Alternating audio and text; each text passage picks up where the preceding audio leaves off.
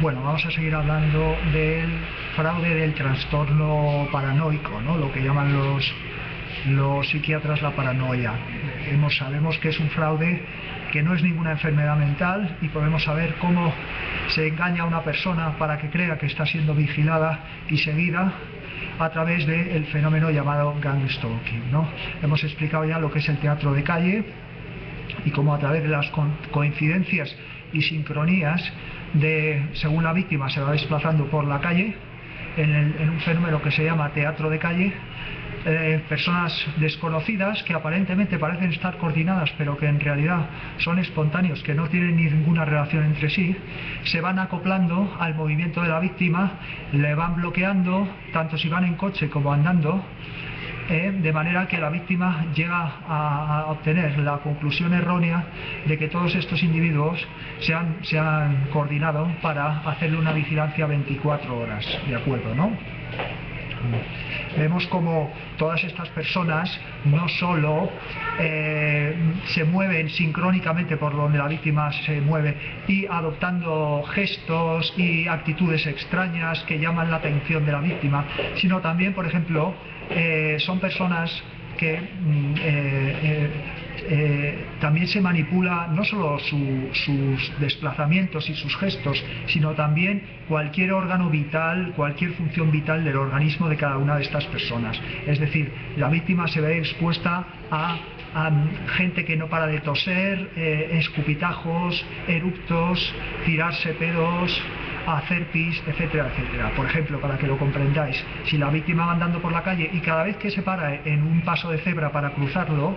llega un individuo, se pone a su lado a la fracción de segundo y le da un ataque de tos o se tira un eructo. Después de que esto a lo largo de una mañana sucede 20, 30, 40 veces, la víctima concluye erróneamente que todos estos individuos diferentes que se van poniendo a su lado cada vez que va a cruzar un paso de cebra y que se tiran un eructo, tienen que estar coordinados. Es un error. Ya hemos explicado cómo la realidad está artificialmente fabricada y eso incluye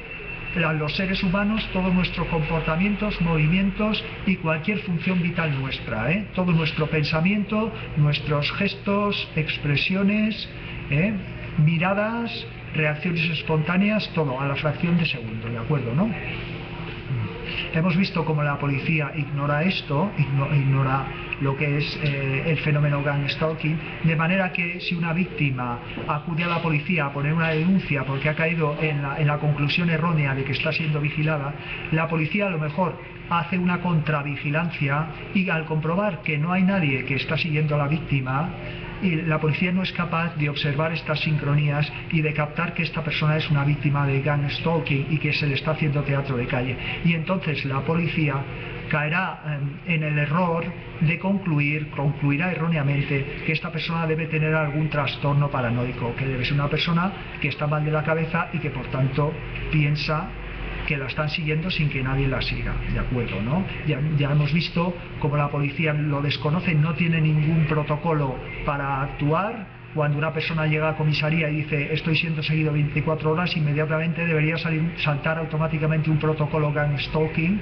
para que el policía compruebe a ver si esta persona es en realidad una target individual, pero no lo tiene. Sabemos además que la policía está muy influenciada por psicólogos criminales, psiquiatras criminales. Dentro de la policía se ha infiltrado desde hace mucho tiempo el fraude de la psiquiatría, y los crédulos policías que se meten a policías desconocen esto, y por tanto son fácilmente manipulables para pensar que una persona que comete un crimen o pone una denuncia equivocadamente es un enfermo mental, ¿de acuerdo, no? Vemos también cómo el proceso del teatro de calle, del gang stalking, tiene dos fases. En la primera fase se centra fundamentalmente en conseguir que la víctima sea considerada un enfermo mental y sea diagnosticado como un loco paranoico, Entonces, en esta primera fase el teatro de calle es mucho más intenso y lo que se hace es utilizar personas de mediana edad aislados, con gafas negras en días de lluvia y por la noche, con teléfonos móviles o pinganillos en los oídos, vestidos con gabardinas, que se acoplan muy agresivamente a los movimientos de la víctima según la víctima se va desplazando por la calle, Individuos que se van moviendo en coche al lado de la víctima, según la víctima va andando, puede llevar por ejemplo un coche que va circulando al lado. El coche va andando va circulando a la velocidad, a la misma velocidad que la víctima anda, Y eso se va repitiendo. Si la víctima sale, por ejemplo, a las 6 de la mañana de su casa, tendrá un individuo con gafas negras en la puerta, subido en un coche hablando por teléfono, y en el mismo momento que sale la víctima de casa, este individuo hace un comentario por el teléfono móvil, cuelga el móvil y se va, acelera fuerte y se va. Bueno, pues esta víctima, si se repite esto, la víctima concluirá equivocadamente que estos individuos continuos que van apareciendo delante de la puerta de su casa a horas extravagantes le están haciendo un seguimiento, y no es así, ya hemos visto. Luego, la segunda fase, una vez que la víctima ya ha sido diagnosticado como enfermo gang stalking y por tanto todo su entorno, tanto de amigos como de familiares, son manipulados, ellos no lo saben, pero son inconscientemente manipulados para que crean que la víctima es un enfermo mental, se pasa a la segunda fase. En la segunda fase ya no hace falta utilizar a individuos con aspecto de policía o de servicios secretos, sino que se pueden utilizar niños, a ancianos, mujeres, se dedican a interponerse en el paso de la víctima, o a hacer bloqueos mucho más sutiles, es decir, es un teatro de calle mucho más sutil, ¿de acuerdo? Pero la víctima lo sigue percibiendo. Bueno, también ya hemos visto cómo las personas, no solo se trata de los movimientos de las personas que rodean a la víctima, tanto familiares sino también el comportamiento. Todas estas personas que rodean a la víctima, incluidas compañeros de trabajo, familiares o amigos, entra en una fase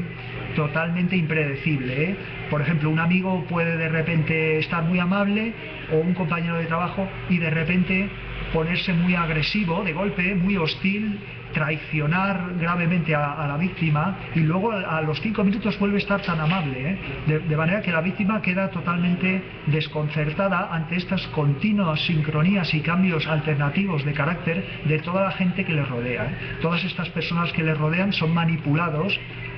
inconscientemente para que piensen que la víctima es una persona rara, que está loca, que tiene comportamientos extraños, es decir, es un sentimiento antiempático, es decir, todo lo contrario de sentir empatía hacia la víctima, de forma que la víctima no es capaz de tener una relación estable y agradable con ninguna persona, ni de pareja, ni profesional, ni familiar, ¿de acuerdo, no?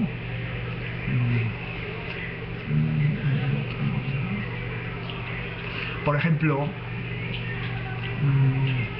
vamos a hablar, por ejemplo, además, todas estas personas que rodean a la víctima, de manera inconsciente, le dirán cosas a la víctima, de manera que la víctima, son cosas que la víctima ha realizado de su vida privada que en teoría no debería saber nadie, de manera que la víctima llega a la conclusión equivocada de que estas personas, estos amigos y compañeros de trabajo o familiares, la están espiando. Por ejemplo, si la víctima, esto es un ejemplo, si la víctima sale una mañana a hacer una cosa fuera de la ciudad, a un pueblo pequeño, a hacer un asunto personal, privado, llega a este pueblo, y en este pueblo, por ejemplo, tiene un incidente a la hora de aparcar el vehículo, que un coche blanco en segunda fila aparca y le bloquea, hay 2 minutos de discusión con el dueño del coche blanco, la víctima vuelve por la tarde a su ciudad y va a encontrar un amigo a quien llama por teléfono, que le va a repetir, le va a decir: tú has tenido un incidente con un coche blanco esta mañana en tal sitio, en tal lugar, en tal pueblo. Cuando esto se va repitiendo, la víctima llega a la conclusión, este tipo de coincidencias, llega a la conclusión de que este amigo le está espiando, tiene que estar espiando para que conozca estas cosas.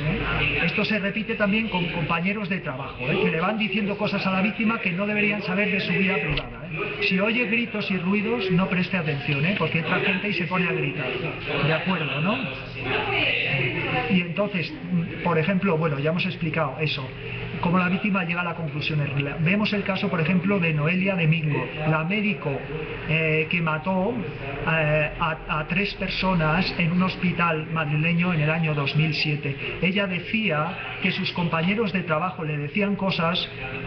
que no debería saber y que ella había llegado a la conclusión de que eran espías, de que la estaban espiando. A partir de ahí, la víctima, la Noelia Domingo, no era capaz de tener buenas relaciones con sus compañeros de trabajo. En realidad, Noelia Domingo, la asesina,